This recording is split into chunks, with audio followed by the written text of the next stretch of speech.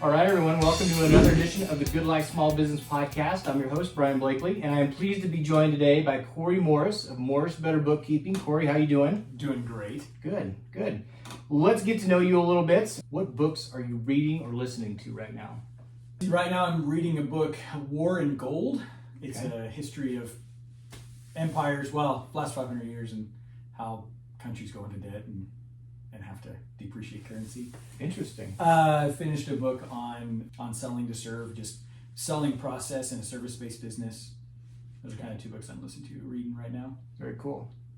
How about podcasts? You listen to very many? So one, The Art of Manliness. Okay. I've been listening to that podcast, reading a blog for probably 12 years. The only thing I've been that consistent. Okay. He covers everything. And then Beginning Balance. It's a budgeting podcast. Yep. It's a good one. Love that one. And then this one, obviously. Yeah. The Good Life. Right. The Good Life podcast. Absolutely. All right. So let's get to know you. I've known you for a while now, but I'm excited to share your story. People know more about you. So just tell us about Morris Better Bookkeeping, how it came to be, and kind of what you do. Yeah, so I'm a budget nerd, and I love spreadsheets and messing with the finances. When I bought our first house, I sat down and built a huge spreadsheet and went through with my wife on, hey, if we make these much payments, it'll change our pay schedule. But I was a salesman forever, and one day I was traveling, I was listening to a podcast, and this bookkeeper was talking about working with foreign families and how powerful it was for her to help them know where they're at. A lot of business owners don't know where they're at financially, right? Yeah. They just work, and at the end of the day, hope it all works out. And she was talking about that clarity that she could give, and I just light bulb. I didn't realize you get paid to play with spreadsheets and budgets. Nice. So I took I was good, but there were some things I didn't remember from my accounting class. So I took a bookkeeping course. I opened up for business January of 2020. Okay. And that was great. And then COVID happened, and it was just a little bit slower. But focus on small businesses, generally speaking, under $2 million in sales, and just helping them to get a handle on their business and know where they're at. Got it. Help figure things out. Mm-hmm. Yeah. Is this what you thought it would be? No, it never is, right? I don't think anybody, very few people that you've interviewed said yes. It's a lot more fun and fulfilling than I expected. Yeah. There's a lot more to it than just playing with budgets, but I've enjoyed those even more than I thought I would. So it's a lot more creative of a process than I expected. Yeah. What is the part of that, thinking you're going into it, well, I'll just help out with spreadsheets and things like that, but is there a part of it where you kind of feel like you're maybe part of the business that you're helping, where you can help them grow and you can help them succeed, and the victories that they have along the way that was maybe unexpected or you didn't think would be part of it? Yeah, so I really thought that just having good financials, that was the key, but it's not. The things that I really enjoy with my clients, the things that really surprised me was how important this interaction is. Yeah. When I have clients tell me they're so afraid to share their books, and then it was okay that we were able to work through it and make progress, and celebrating those milestones of credit card payoffs. I had a client that she's trying to restructure a bunch of her debt and got really focused on interest rates, and it was great to be able to talk with her and say, hey, just get one. Your strength is in sales. Go out and get sales. Stop worrying about this. If you grow your sales like you're trying, the interest rate's pretty much irrelevant. And just such a huge relief for her.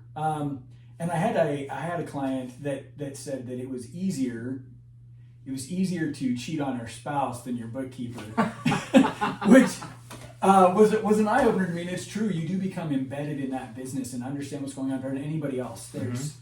I try to talk to my wife about my business, and she appreciates, she's supportive, but she doesn't understand it the same way as somebody who's in it. And so a lot of my clients, it's that you do become a partner just because nobody else understands the flows like you do. You can look successful to anybody else, but your bookkeeper knows really where you're at. What the truth is. Yeah. Yeah. So that was surprising to me. So what are some of the things, I guess, I asked the question, what do you wish you were better at? And we'll ask you later. But one of the things that comes up, it seems like it's marketing, the financial side, and there's usually one other aspect that is maybe off the wall, but the financial side comes up. And I'm kind of the same way, where I want to go to work, I want to produce business. I don't want to necessarily worry about the financials. And so, I talk to people about, you want to just keep the doors open. You want to pay rent that month. That's what you're worried about. You're not necessarily worried if your QuickBooks is reconciled. But for someone that is maybe thinking about starting a business, what are some of the things from the very get-go, from a financial standpoint, from a bookkeeping standpoint, advice that you would give for them to at least keep in the back of their mind? Yeah.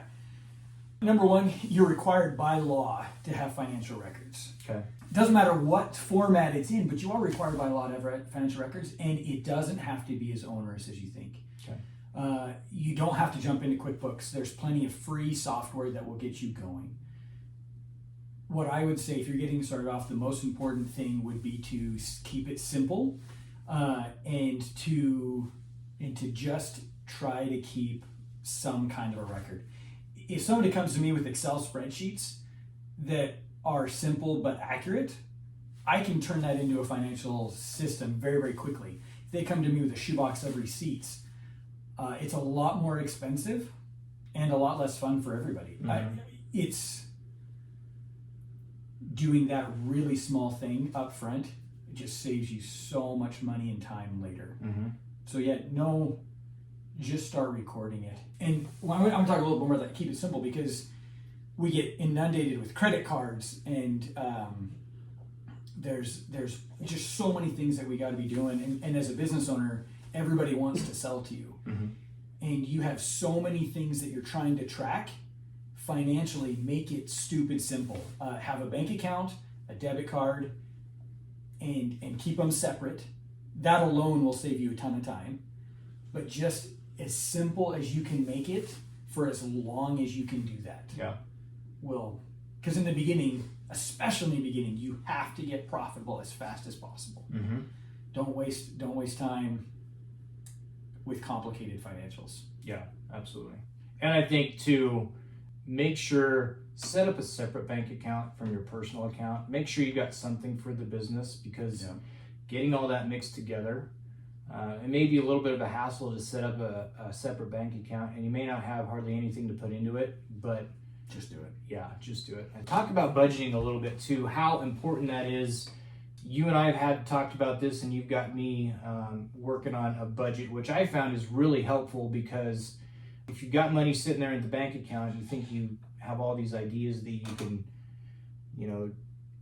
move it somewhere, or you can buy something, or you can invest in something. But if you have a plan and a budget, you realize that that's already been allocated, and even though it's sitting there, it's technically used up. So just talk about even getting started, where there's shiny object syndrome, where, like you said, you can buy all sorts of different software, you can look at all these different things to make your business better, but how budgeting can really kind of lock in on what your goals are. Yeah, so budgeting has really a bad connotation. Everybody thinks about budgeting as this rigid, I'm going to put down a spreadsheet, I'm going to put down, here's my income, and here's all my expenses, and this is what it's going to be, and if it's different than that, I screwed up. And I hate that. Yeah. I feel like that doesn't serve anybody well. Your budget really creates your guidelines. Your budget is how you say, this is what's most important to me. And how you spend your money demonstrates that. So when you put together a budget, the way we do it, and I use software called YNAB, youneedabudget.com. I absolutely love it, because that's the whole focus is, okay, I've got a pot of money. Most of us budget based off, so I worked for, this is a side story, but I worked for an apartment owner for a while, and very successful. We had 400 units that we were managing, and I asked him, what was my budget for fixing up apartments? And he said, well, if you have no vacancies and a lot of cash in the bank account, you can do lots of repairs. If you have high vacancies and high cash, you can do some repairs. If you have high vacancies and no cash, you can't do repairs. That was how he budgeted. And while it worked for him, he was obviously successful. It's not scalable. It's not simple. You have to have it in your head, and you got to live it. There's a lot you got to interpret with that, huh? Yeah, which department should be getting it, and so it was very frustrating. But that's how so many of us. Do I have cash in the account? Mm-hmm. And so when I sit down with somebody, we budget. We say, okay, what do you want your money to do? So you need to get paid. E-Myth is a great example of the importance of that. But you've got to get Richest Man in Babylon. Have you read that one? Yeah, great book. Pay yourself first, right? Yep. In the business owner, it's easy to go last. Mm-hmm. And putting that in the budget, no, I've got to pay myself, and these other things aren't, if we don't have the money for them, we don't have the money for them. So budgeting to me is kind of like the rules of the game. Yeah. You set up, if you just sit down, we all sat down to play Risk, and nobody was playing nobody knew the rules, it's not a fun game. No. But if you know the rules, we can have a lot more fun. And your budgeting just tells you what your rules are for playing the game of business. Yeah. And it's fun. So for the new business owner that's got $100 in the bank, what does it look like? How do you start budgeting? Like, yeah. If they come to you and say, Cory, I don't have any money. I got $100 in the bank. How am I going to budget? Oh, perfect. You're a prime candidate for budgeting. You need to say, okay, what is the next thing this $100 have to do for me? Okay. And then you assign it. And you can do that on a pad of paper. You can do that in a spreadsheet. You can do that in YNAB, the software. What is the next thing this money has to do for me? And you give it that job. Even if that is, you've got to pay your tax bill in a month, and that's the next thing that's got to happen, setting that aside and knowing this $100 has a job, and that job is to keep me from going to jail. Great. Yep. Just start with whatever cash you have. What is it supposed to be doing for you? It's just about having a goal and focus. Yep. Yeah. Very good. Very good. What about the business owner that has done a good job, has grown the business, but from a financial standpoint, maybe the books are a mess. Mm-hmm. There's 2 or 3 or 4 credit cards, or maybe a line of credit at the bank. Maybe they started out and they didn't have that separate account. How can Morris Better Bookkeeping come in and help them? First off, by being your accountability partner. Yeah. That's a big one. When you're the business owner, it kind of feels like the business is just your piggy bank. Yeah. And having somebody else that you know is looking at it and saying, hey, why are we doing that? Does a lot to fix that. And when I come in and say, hey, you have to break this up, and let's put together a plan for breaking this up, it changes that perspective, because you're going so many directions, and you just need somebody else to help create that plan for you. Yeah. Yeah, so we come in and we go through and look at how much needs to be cleaned up, and we can clean it up. There's no mess that's unfixable. Sure. The more complicated and the longer it's been going on, it can be more expensive. Mm-hmm. But in the grand scheme of things, the amount of money that you save by not having as much credit card fees, by not having the stress and the time, because if something breaks, the hours and hours that you spend trying to fix it, the amount of money you're spending paying the accountant that where they're having to clean it up. Mm-hmm. And I had a guy, we looked at his financials, and he paid taxes on his PPP loan. Oh. He didn't get that written off because he didn't have good books, and so the amount of money it was a big expense Right. or it was a big income that he shouldn't have shown. So having good books will save you money. That first cleanup is kind of painful. Sure. But it feels really good on the other end. Absolutely. Well, and I can attest to that. So when we started working together, it was a little bit unnerving, I would say, to kind of pull back the curtain and let someone see kind of inside the books, and really, not that it was a mess, but it was definitely unorganized because it wasn't a focus for me. But I think that's one of the things too is, there's no judgment on your end. And I think it's probably the same with a lot of bookkeepers. They just want to help. Yeah.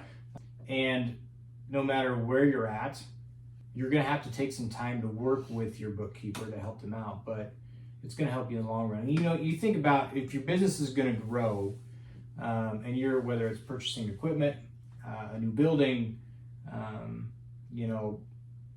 retail, whatever it's going to be, having your books in order is going to give you peace of mind, but it's also going to give you the confidence to know that you can go out and you can make those purchases if you need to.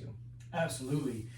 Absolutely. If you want to continue to deliver high quality customer experience, or if you want to hire new people, or if you want to pay your people the best you can, you have to know where you're at. Yeah. And you have to know that you're not going to put the business under. If you want to take a vacation, or step away from the business or whatever, you have to know whether you can do that. A lot of business owners work harder than they have to because they don't know where they're at.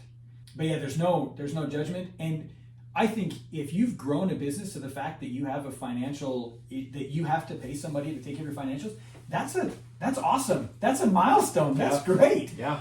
Growing a business is hard. And when you think about it, I'm not going to say everybody, but almost everybody I meet with kind of beats themselves up because their books aren't perfect. Sure. It's like when you walk into somebody's house and they say, "Hey, I'm sorry about the mess," right? We all feel self-conscious about it, but you didn't know anything when you created your business, and you've had to learn all of it as you went. So this idea that somehow your books would be perfect, even though nothing else in your business was, is silly. Right. What's one thing you wish you were better at with your business? Niching, actually, which kind of ties into marketing, but I'm just curious. I would be able to, I think I would have, I would be able to provide significantly more value, and I'd be able to scale a lot better if I really niched. But I just get excited about all the different kinds of businesses, and I like helping people, and so my business is just not as efficient as it could be, but I'm having lots of fun, so I guess it just balances out. Yeah, absolutely. And you take advantage of technology too.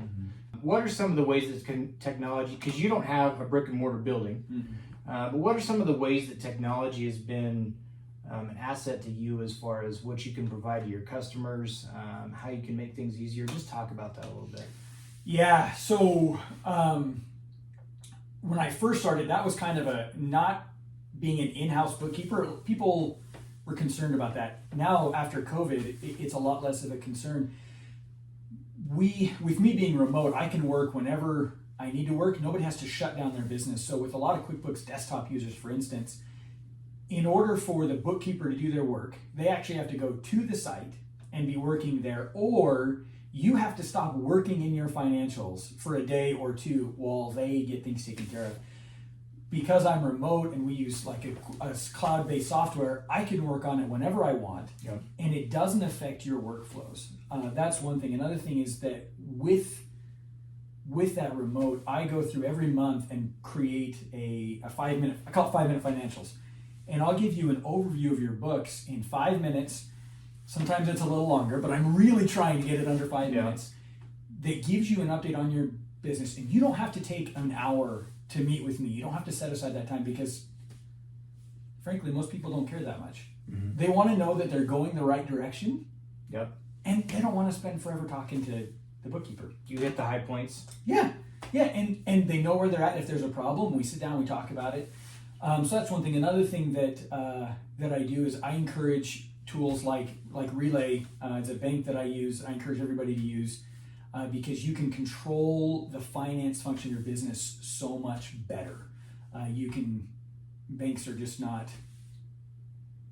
modern banks haven't changed to the modern way we do business. And then I set up tools that make it easy for us to communicate and ask questions. I mean, you've experienced that. If I don't know what something is, you can jump in, you can say what it is, and it's fast. We're not emailing spreadsheets back and forth. So I try to make it as easy as possible for the client to communicate with me and get the answers they want. Because at the end of the day, they don't really want me. They want the outcomes. They want the information. They want the action. Right. Yeah, the information. But it is kind of hard for some people to get over the fact that I'm not sitting there in their office. That's kind of how you can niche too, maybe, is finding people that work well with you and work well with that side of it. I've enjoyed it.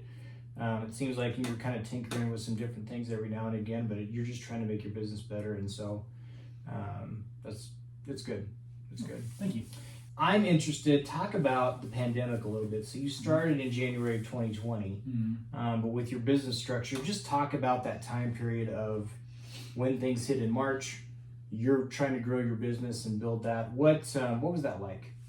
Yeah, so I started the business as a side hustle. So I had a full-time job. I wasn't really worried about, I didn't need a lot of money really fast. And so I was able to take my time and be pickier and working with clients. It took me a while, probably 3-4 months to get my first client.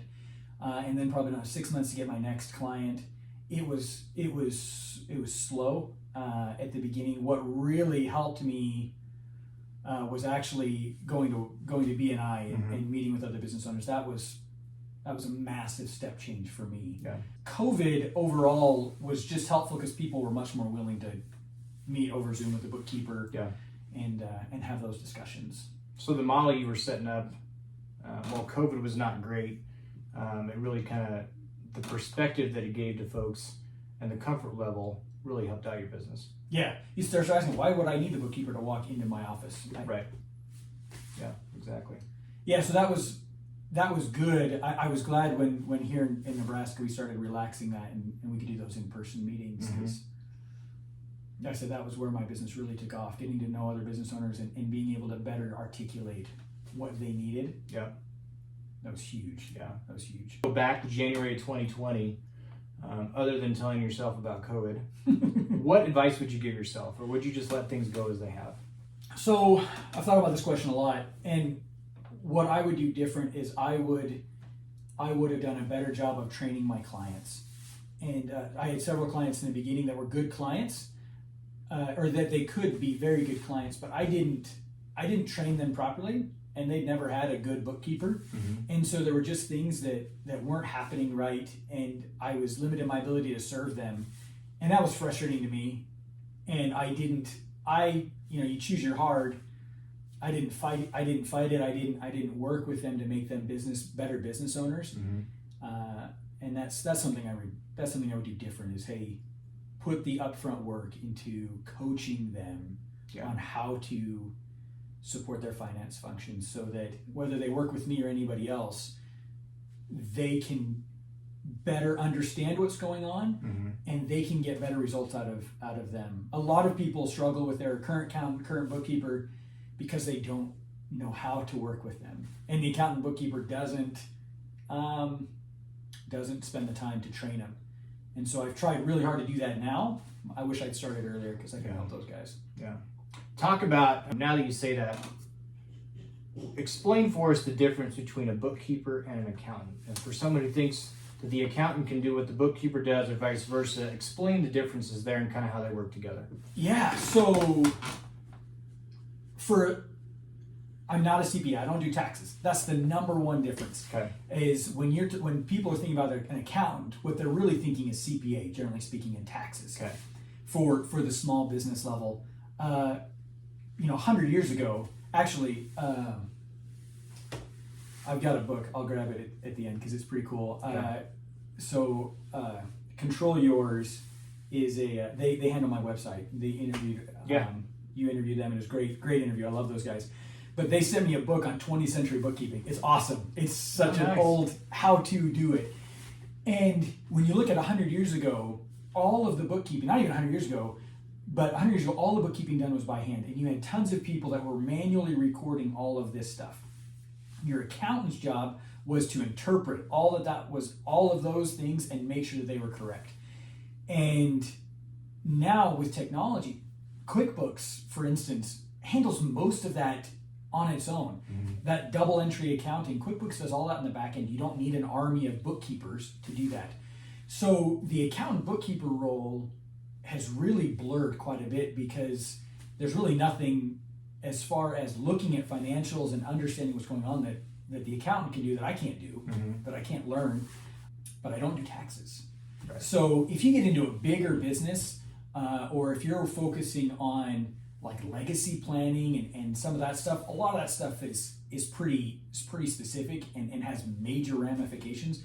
So that stuff, somebody who's trained in that kind of finance is good. But for the most bookkeeper, most small business owners, they don't need an accountant.